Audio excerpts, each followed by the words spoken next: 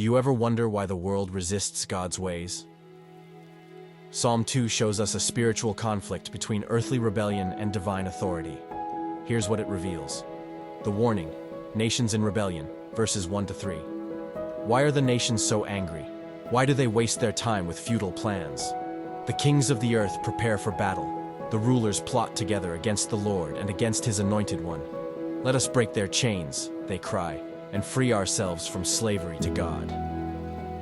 The world wants freedom without God, but that kind of freedom leads to destruction.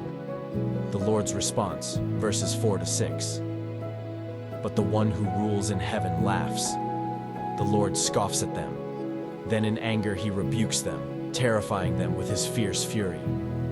For the Lord declares, I have placed my chosen king on the throne in Jerusalem, on my holy mountain. God isn't intimidated by human rebellion. He has already crowned his king, Jesus.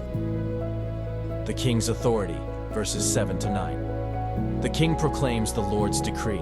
The Lord said to me, You are my son. Today I have become your father. Only ask, and I will give you the nations as your inheritance, the whole earth as your possession. You will break them with an iron rod and smash them like clay pots.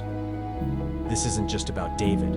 It points to Jesus, the Son of God, who will rule with ultimate justice.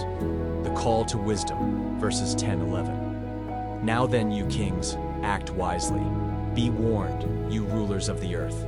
Serve the Lord with reverent fear, and rejoice with trembling. There's still time to turn around. Fear of God isn't terror. It's reverence that brings life. The promise, verse 12. Submit to God's royal Son, or he will become angry, and you will be destroyed in the midst of all your activities. For his anger flares up in an instant. But what joy for all who take refuge in him. God's judgment is real, but so is his mercy. If you run to him, you'll find safety. You don't need to be perfect. You need to take refuge in the Son. If Jesus is your king, comment I take refuge in him below. Like, subscribe, and share this with someone who needs hope in a broken world.